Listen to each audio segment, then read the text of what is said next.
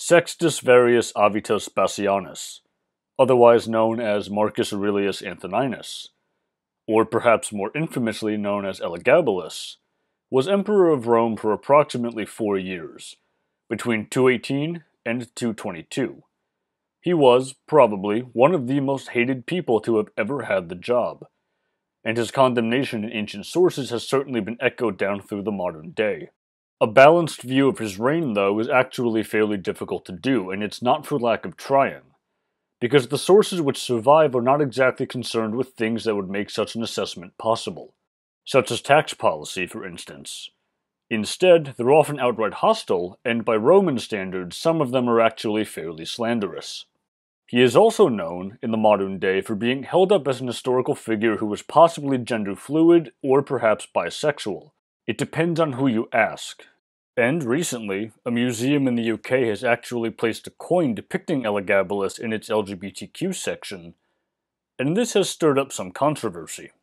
So with that being said, what I would like to do in this video is try to contextualize the emperor in his own time period. How did Elagabalus come to power? What is the sun cult?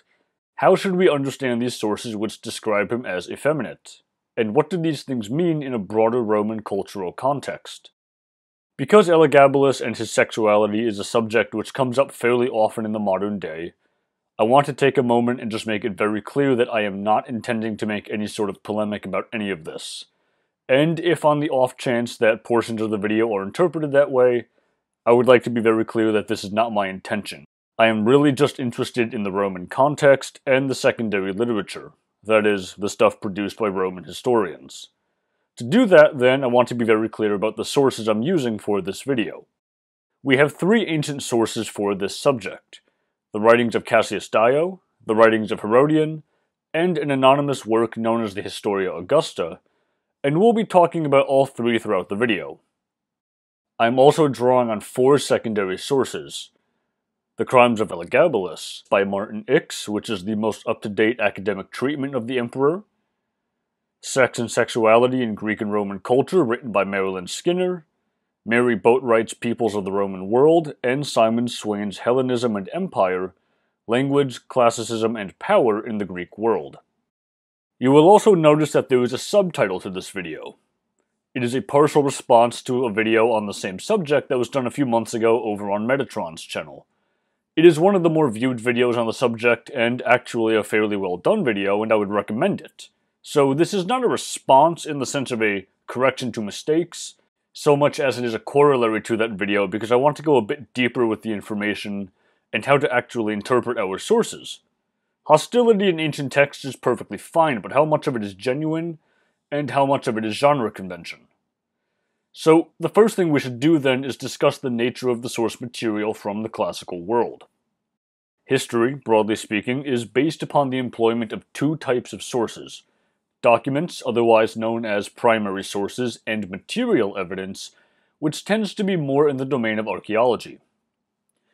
In the best of circumstances, historians and archaeologists are brothers in arms, but in other situations, the 2 can be opposed diametrically.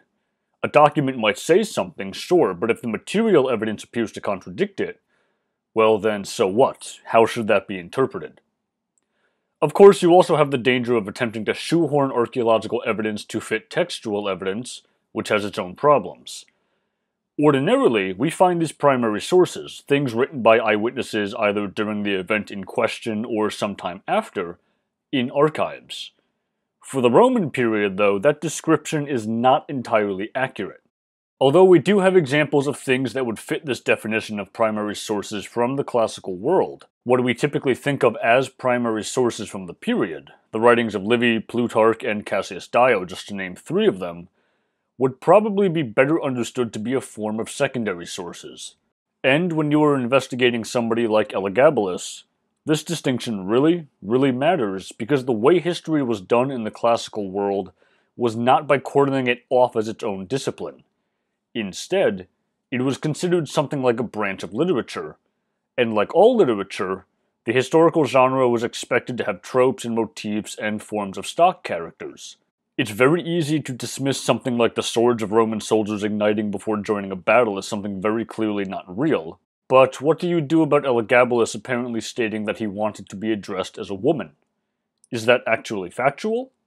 Or, since he came from the eastern provinces, and in Roman culture eastern regions had stereotypes about the people hailing from them as being effeminate and weak, is that just the utilization of a stereotype to denigrate Elagabalus because the source is hostile?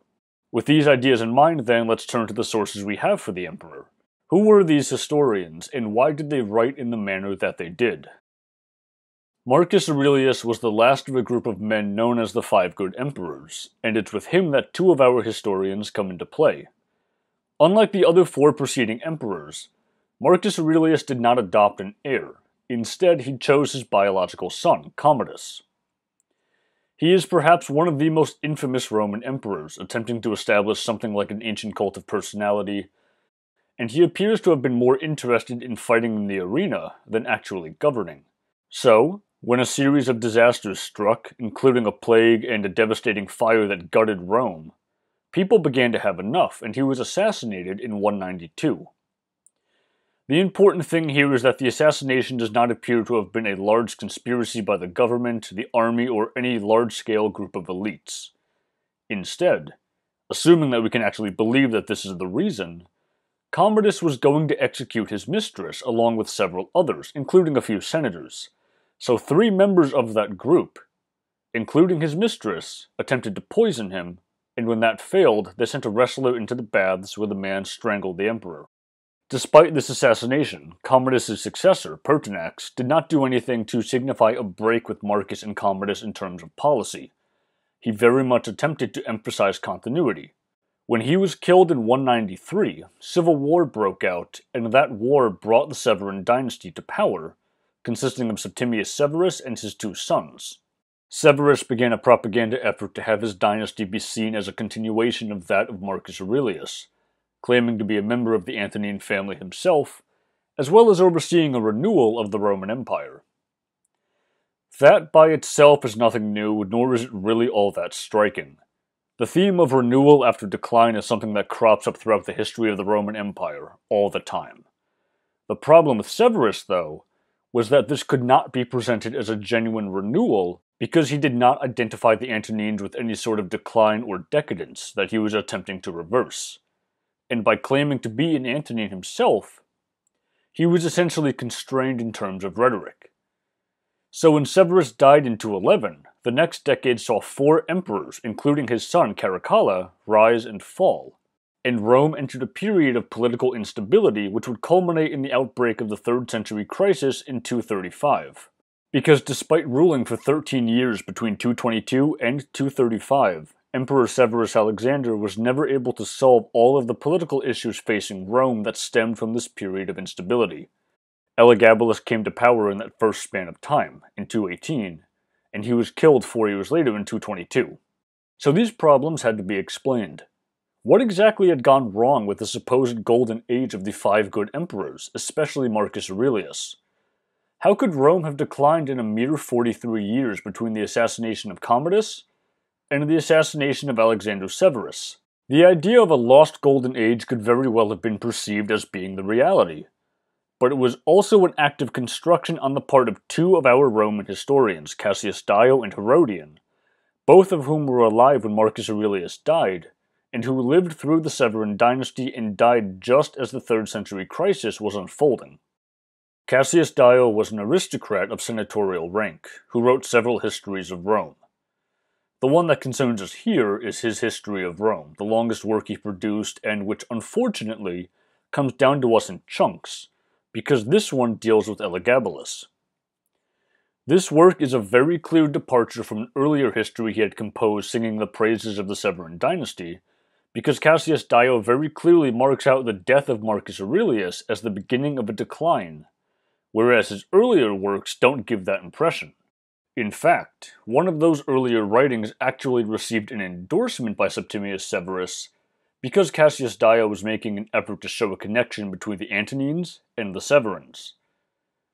Herodian's writing is titled The History of the Empire from the Death of Marcus, and unfortunately we know extremely little about the man himself, all the details of his life being derived essentially from this one text. That history, though, appears to be modeled on that of Thucydides' The History of the Peloponnesian War, and this goes back to the earlier point raised about the nature of history writing in antiquity.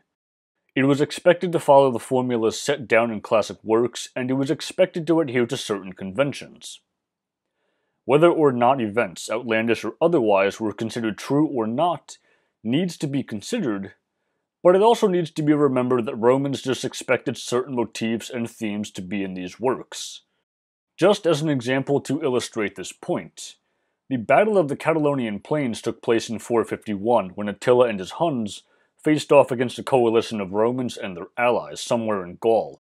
The manner in which that battle has come down to us, and the description of how it was fought, very closely mirrors the Battle of Marathon, in part because it was a familiar scene to Romans, and they would have expected to have seen something like it in their histories.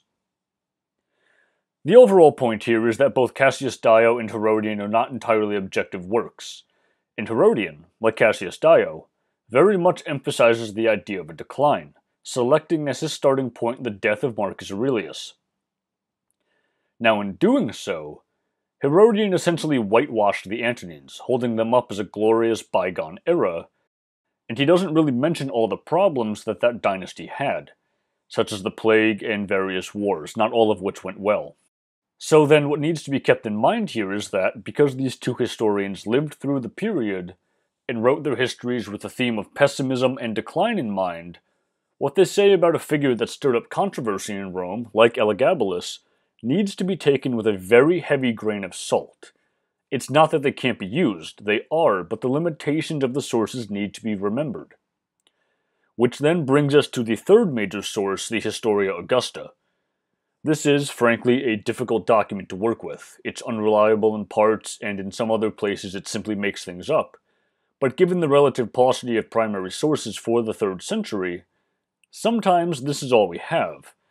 And in describing its usefulness and its limitations, Patricia Southern, in her textbook on the 3rd century, The Roman Empire from Severus to Constantine, sums up the issues with employing the document pretty well when she writes the following.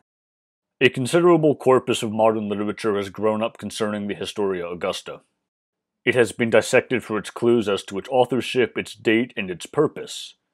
The Historia Augusta is such a fertile ground for debate that it now has a series of colloquia devoted to it, and a full bibliography in no less than 3 volumes was published in the 1980s. Fergus Miller epitomizes the difficulties of assessing this work. Quote, "The problem of the Historia Augusta is one into which sane men must refrain from entering." Ronald Syme labeled it as a Serbonian bog. Anthony Burley produced a very useful synopsis of the Historia Augusta, its various surviving editions and translations, and its many and varied exasperating problems. The work, as extant, purports to be an assemblage of imperial biographies, continuing the tradition of Suetonius by a collection of different writers, but from the 19th century onwards, beginning with Hermann Dessau, it has been argued that there was in fact only one author, whose scrupulousness and honesty are questionable. The consensus of opinion is that the work is 4th century, but which end of the 4th century has been hotly debated. Certain references to events of the reigns of Diocletian and Constantine, and dedications to these emperors, have been used as evidence that the writer was a contemporary, and that the work therefore belongs to the early 4th century, to a period just after Constantine perhaps. Since there is never likely to be any proof of the date, it must remain speculative. But it is an important point to try and establish because the date of the work puts it into context and reveals its likely bias and political subtext. The sources of information used by the author are also important, but not yet proven beyond doubt.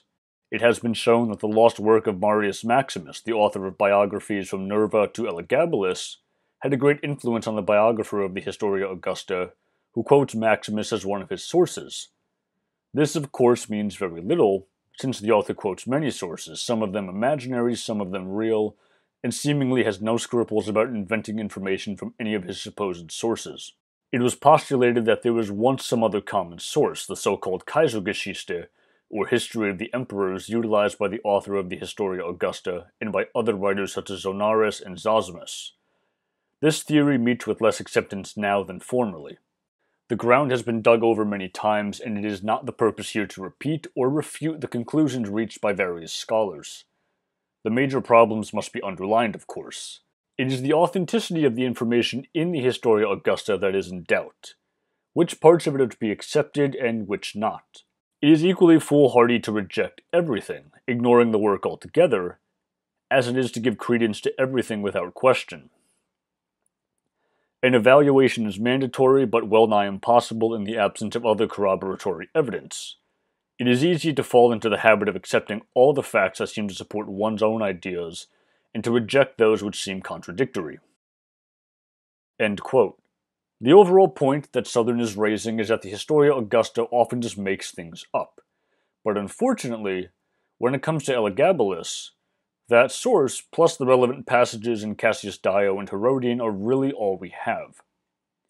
And it makes evaluating Elagabalus and his reign extraordinarily difficult. We have more and better sources on Nero, for example, and he is only just starting to be fully re-evaluated. The same goes with Domitian. The problem is much harder for someone like Elagabalus, who is reviled and for whom the extremely limited evidence is often extremely hostile. Alright, so with that out of the way, now let's talk about Elagabalus. Our story begins with a murder, although not the murder of Elagabalus, but rather Marcus Aurelius Antoninus, otherwise known as Caracalla, who was killed in a conspiracy directed against him on the 8th of April 217. Caracalla had initiated a war against Parthia the previous year in 216, and when a soldier was passed up for promotion, that individual stabbed Caracalla while the emperor had stopped to pee. After that happened, Macrinus, the Praetorian prefect, seized power and, with the backing of the army, was essentially in control. He later was recognized by the Senate, but he had two very serious problems immediately confronting him. The first is that he is an equestrian, that is to say he comes from the wrong social class. Prior to him, emperors were from the senatorial class, and this rubbed the Senate in Rome the wrong way. They largely appeared to have backed him because he already had the support of the military and he had declared himself emperor, along with the requisite titles rather than having them conferred upon him by the Senate. So right away protocol is essentially being broken, and the senators took umbrage with this. The other major problem is that Macrinus was still embroiled in a war with Persia, and on top of that, Caracalla had essentially spent a great deal of the imperial treasury. And although he did broker a peace with Persia, he had to pay them a lot of money, which he basically didn't have, and the Roman Empire was under threat from other theaters as well. Other emperors had had one of these two problems, but not both at the same time. So when you boil it all down to the basics, the severe lack of money and the circumstances through which Macrinus had come to power meant that he was unable to effectively deal with the third channel required to be perceived as a legitimate emperor. From a rather cynical viewpoint, yes, the military was required to get somebody into power, but once somebody had power in the Roman world, the situation became extremely complex extremely quickly, because the Roman state was held together through a policy called consensus. Essentially, the permission of the Roman population was required to hold office, not in the sense of government of, by, and for the people in the sense of a modern democracy, but rather in the sense of the emperor being seen as fulfilling a role that Roman imperial ideology expected the emperor to be able to fulfill. Protecting the borders, engaging in public works projects, engaging in propaganda designed to link said emperor with the past or to demonize previous emperors, and thus to correct past wrongs, and also being seen as a protector of the Roman people. The citizen body had the right to send the emperor a petition for something, say a lower tax burden, and to expect a response. Cities could do this collectively as well. In a rather famous incident, an old woman attempted to ask the Emperor Hadrian a question, and he responded that he didn't have time for her, so she shot back at him, "Stop being emperor then," at which point Hadrian stopped his horse and listened to what the old woman had to say. This, right here, is the system which enabled the Roman Empire to mend itself back together each time after civil wars. The population as a whole largely bought into the idea of Rome because they felt they got something out of it. On the one hand, this was all a fiction that people bought into because swords mattered more than pens, but on the other hand, this was a very real issue emperors had to deal with, because swords by themselves are not necessarily going to get you long-term tax revenue. Macrinus' problems meant that he didn't have the ability to get the system under control in a timely manner. So, as all of this is going down, Macrinus had sent the relatives of the now-dead Severan dynasty to Emesa, in Syria. There are multiple people there, but for the purposes of a video on Elagabalus, the 6 that matter in Emesa long-term are Julia Domna, the mother of Caracalla, Julia Maesa, her sister and thus Caracalla's aunt, and the daughters of Julia Maesa, Julia Mamea and Julia Somias, thus Caracalla's cousins, each of whom had a son, Alexander Severus and Sextus Varius Avitus Bassianus, respectively, so these two would be Caracalla's second cousins. Right away, we have some problems in dealing with this family, especially Bassianus, who would later be known as Elagabalus. First and foremost would be that they were dominated by women, especially Julia Domna. It probably is not an understatement to say that Roman culture was often misogynistic, so the fact that this branch of the Severans were dominated by women, especially Julia Domna, would have caused Romans to have viewed them in a less than favorable light. And this does make it into Cassius Dio and Herodian. The men of the family were also from Syria, specifically they were from Emesa, and in that city they were priests of Elagabal, a solar deity which was associated with a sacred black stone known as a beetle, which probably was a meteorite. We'll talk about why the Romans, and specifically the Senate, had an issue with this cult later in the video, but initially the worship of this god does not appear to have been really all that much of a problem. It appears to have been popular with soldiers, and there is evidence of the cult as far away as what is today the Netherlands. But, perhaps most importantly, different regions of the Roman Empire had different ethnic stereotypes, and for the Romans, people from the Eastern Mediterranean generally, but Syria and the surrounding region specifically, were often seen as unmanly, effeminate, weak, and generally just weird. So, because Roman histories often conform to literary conventions, stereotypes like that make appearances in the writings of Cassius Dio and Herodian. Dio specifically refers to Bassianus as Sardanapalus, an Assyrian king that, in Greek writing, had all sorts of ethnic stereotypes from the region attached to him, including that he was a cross-dresser and was dedicated to physical pleasure, and to the Greeks, this made him very much a moral degenerate. Because Elagabalus was from the same region, the same stereotypes applied, so the overall point is that genre conventions and motifs are attached to the emperor which may or may not be true, and if they are true, they may certainly be exaggerated. Anyway, Julia Maesa wants to get back in power.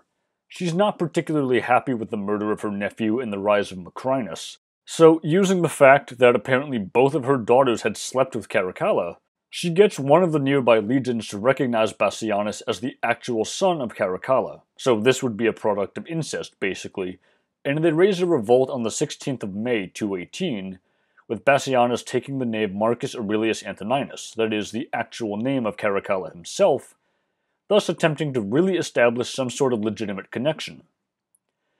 This was extremely dangerous for Macrinus for 2 reasons. Reason number 1 is that the army had loved Caracalla, so someone claiming not only to be his son but also using his name could make for a very messy situation. Reason number 2 is that when Macrinus had made peace with the Persians, he had paid the Persians a great deal of money, and he had not paid the soldiers any sort of a bonus for time on the campaign. So many troops were extremely already angry with the sitting emperor, and they began to murmur about getting rid of him. So Macrinus, getting wind of these developments and obviously being fairly scared of what was happening, sends his Praetorian prefect Julianus to try and calm things down and to bring the defected army back on his side, but they kill Julianus, so then in response Macrinus goes to another legion, declares his own biological son as Caesar, that is, junior emperor, gives them a bonus, but in the process of doing so a messenger shows up with a basket containing Julianus's head. Things are now becoming extremely dangerous, so Macrinus leaves, fleeing towards Antioch, while more and more troops are defecting to Bassianus and his family, and the two then clash near Antioch on the 8th of June 218. Bassianus and his forces win, and Macrinus is executed, as is Macrinus' 10-year-old son later on after he's captured. After that, Bassianus enters Antioch and he sends word to the Senate in Rome, who promptly accept that he has declared himself emperor, and he gives the soldiers a bonus of 2,000 sesterces each. We do not know why he and his entourage do what they do next. All we know is that for some reason, rather than taking a ship right across the Mediterranean from Antioch to Rome, they instead elect to travel overland to the city, and it takes about 14 months to do so. It's once he's in Rome, though, that all of these stories of his excess and his degeneracy really start to show up in the sources, and because of that, it's at this point that I'll start calling him Elagabalus rather than Bassianus. While on the way to Rome, Elagabalus continued to practice the religious rites associated with the cult of Elagabal during the winter of 218 and 219, and assuming that this did indeed happen, and there probably is not a reason to think that this didn't, this apparently deeply worried Julia Maesa because of how this could potentially be received by the government in Rome. Elagabalus had already done something sort of odd as it is. Since they were taking the long way to Rome, he had sent on ahead a gigantic portrait of himself so that the Romans knew that this is what their emperor looked like. Coins were already being minted, and that was perfectly normal for a new emperor, but the painting just stands out as a weird thing to have done, and you really get the impression from both Cassius Dio and Herodian that the government and people in Rome were sort of apprehensive. They don't exactly know what sort of person is coming to them. The most important thing to keep in mind here is that he's about 15 by this point, and he doesn't appear to be behaving like a mature emperor should. But that in and of itself doesn't really mean all too much. In Roman law, the age of majority was 25. So at 15, he was still seen as something like a child, and not taking the job that seriously fits in with another literary convention that shows up in Roman histories, portraying young emperors like Nero as, well, kids. That being said, this is not all just convention because Elagabalus takes things to new heights on account of his religion, because when he shows up in Rome, he brings the sacred stone of Elagabal with him, and at one point he apparently puts it in a chariot and he parades it around the city. Now, while he's in Rome, Elagabalus begins constructing a temple to the god, and this does not necessarily seem to have been all that controversial. Roman religion was fairly syncretic, and different cults made their way to Rome itself and to various points in the Roman world all the time. The issue appears to have been that Elagabalus was attempting to elevate Elagabal to a position higher than that of Jupiter, and he takes the title Most Distinguished Priest of the Unconquered Sun Elagabal, which again does not necessarily appear to have been an issue, except for the fact that he was the emperor, and he placed that title before Pontifex Maximus, which upended all sorts of long-standing customs and precedents in Rome. It is with that in mind that we can talk, albeit to an extremely limited degree, about whether or not Elagabalus should be seen as somebody who was perhaps gender fluid, as you will often see in the modern day when he's referenced. And I say that we can talk about this to an extremely limited degree for the following reasons. He marries several women. He first marries a woman named Paula in 219, and he then divorces her and marries a Vestal Virgin. This was a huge scandal in Rome because the Vestal Virgin was supposed to be dedicated to Rome and to the goddess Vesta. If relations were had with men, according to Roman law, the Vestal Virgins who had broken their vows of chastity were supposed to be immured. So the marriage between Elagabalus and the Vestal Virgin was a huge affront to the Roman state, and to the Roman culture essentially at the most foundational level you can possibly imagine. Now, why does he do this? Well, it apparently was religious because as the representative of his god, Elagabalus hoped to produce something like a divine offspring, or at the very least, to strengthen religious bonds. He then divorces the woman, marries a descendant of Marcus Aurelius, divorces them, marries somebody else, divorces them again, and then remarries the Vestal Virgin. Cassius Dio tells us that, apparently, Elagabalus was looking for a surgeon to perform genital surgery on him and essentially to give him gender reassignment surgery. And a lot has been made of this over the years. If this is indeed genuine, then perhaps it would help explain the marital problems and his lack of a biological heir. Perhaps he simply was not interested. We're only able to discuss this in a very limited capacity, however, because this may or may not actually come from Dio. Instead, it comes from Zonaras, a Byzantine or medieval Roman, if you want to use that term, theologian and scholar from the 12th century who wrote a work of history which relied heavily on Cassius Dio, and because Cassius Dio's whole text has not come down to us today, the line of text which states this about Elagabalus does not come from the oldest extant manuscript, but rather from a work that quoted it. This has led to disagreement as to whether or not the line was actually in Dio originally, or if it's a corruption, or a mistranslation, or otherwise some addition which made it into a later text about 8 centuries after the man himself was writing. There are 2 other Byzantine instances in which the line shows up, but the problem is that it's a line without context. A literal translation of Dio from Latin or Greek would have an extant body of text, and then that line sort of is left hanging in that translation. So it could mean everything, or it could mean absolutely nothing depending on how you look at it and where you want to place it, because the original context of that line is not clear. What we do know is that Elagabalus planned, or at least seems to have planned on having children, so it would be really difficult to try to square a procedure of this nature with a desire to have children. So how should we interpret this? Well, it's very possible that this was something which was just misunderstood by Roman writers because Eastern religions often featured castration as a ritual that male priests would undergo, and it may be the case that priests of Elagabal, or at least some of them, would have been castrated, and because he appears to have taken his role as chief priest very seriously, apparently putting it above the office of emperor, it's possible that this is what Elagabalus really meant. Unfortunately, however, at the end of the day, we simply do not know. The evidence is not fully there to the extent that we would like. He did apparently go into brothels and act as a prostitute, meaning that he was on the receiving end, which in Roman culture was what mattered more than who you slept with. It was a mark of masculinity to be on the dominant side of things, whereas it was seen as effeminate if you were the submissive. So, on the one hand, could Elagabalus at the very least have been considered what we today would understand as bisexual? Sure, possibly, but you also need to bear in mind that similar stories were told about young emperors like Nero. So in other words, this could just be seen as a literary theme which takes exploits that Elagabalus may certainly have done and just blown them out of proportion. It also fits with Roman stereotypes of Easterners simply having no morals. That being said, although some of the stories told about him sound extreme, there are a lot of them. And while Cassius Dio, Herodian, and the Historia Augusta are our 3 major sources for Elagabalus, there are others which survive in an extremely limited form.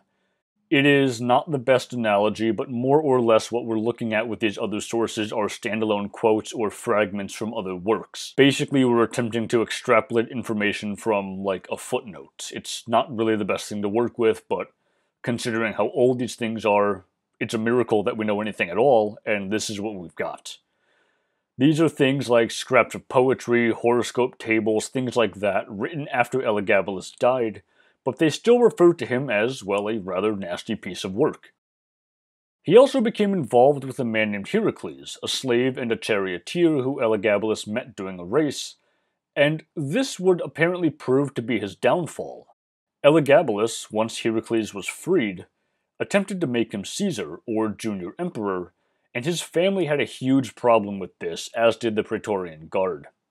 I suppose it's also worth mentioning here that Elagabalus apparently had another lover, Zodicus, and Heracles was apparently extremely jealous. So he gave Zodicus some sort of an elixir that... how do I put this in a way that keeps it YouTube friendly?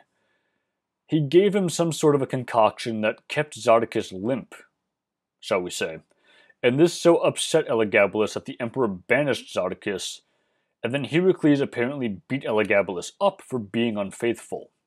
We have no idea if that actually happened. It comes from Dio, and it strikes one as being extremely hostile, but it's still an interesting anecdote nonetheless. The disaffection of the Praetorian Guard over these instances seriously alarmed others in his court, and Julia Maesa, his grandmother, convinces Elagabalus to promote Severus Alexander to Caesar in June of 221, instead of Heracles, and it's a good thing that he does so because 9 months later, in March of 222, he goes to the camp of the Praetorians in order to quell a rumor that Alexander was dying. And while he's there, the soldiers praise Alexander, and they kill Elagabalus and they throw his body into the Tiber. and many members of his court, including his lover Heracles, were also killed. His mother met the same fate, and her body was dragged around Rome until it was simply discarded somewhere, we don't know where. The god and his sacred stone were removed from the city, and the massive temple which had held it was converted into a temple of Jupiter. Thus ended the Syrian emperor. So, what are we to make of Elagabalus? Most of the source material we have is concerned with his sexuality and his, well, let's call them exploits. On the one hand, yes, there is the bedroom stuff, but those exploits also include things like holding a party in which he had rose petals fall from the ceiling, and so many fell that his guests apparently suffocated. And we have extremely little on economic or foreign policy, the sorts of things we would actually like to know. Certainly this was a period when some, emphasis on the word some, women had an increased status, as the women of the imperial family actually sat in on Senate meetings, and this was considered an affront.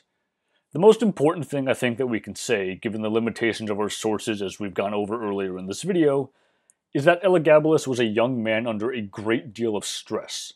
His family, particularly the women, were connected to the Severan dynasty, and they had lost their power. So when a chance came to take it back, they seized it, using Elagabalus as a means with which to do so. He himself really appears to have been somebody who was brought up to believe in his sun cult, and who clearly took his role as chief priest seriously. I would not be surprised if he himself never wanted to be the emperor of Rome. Perhaps he was unsure of his gender identity, but we don't have enough evidence to really objectively judge that either way. We don't know, and we should be honest about that. The single biggest problem Elagabalus appears to have had, though, isn't really his sexuality per se, but rather his insistence on remaining the chief priest of his Eastern religion, and trying to bring it into the capital. By itself, this was not a problem. The problem was that because that behavior, combined with his licentiousness, to whatever degree that actually happened, was unbecoming of an emperor, and he alienated the parties that mattered in Roman politics. And it's this which led to what seems to be a power struggle in the Roman Empire, and he lost. And his cousin, Alexander Severus, won. In the aftermath, soon after Elagabalus was killed and thrown into the Tiber, Alexander began an active campaign to demonize his cousin and to damn his memory. It is that campaign which is largely responsible for the image we have of Elagabalus today, and it is for that reason that the emperor remains both an historical fascination and an enigma.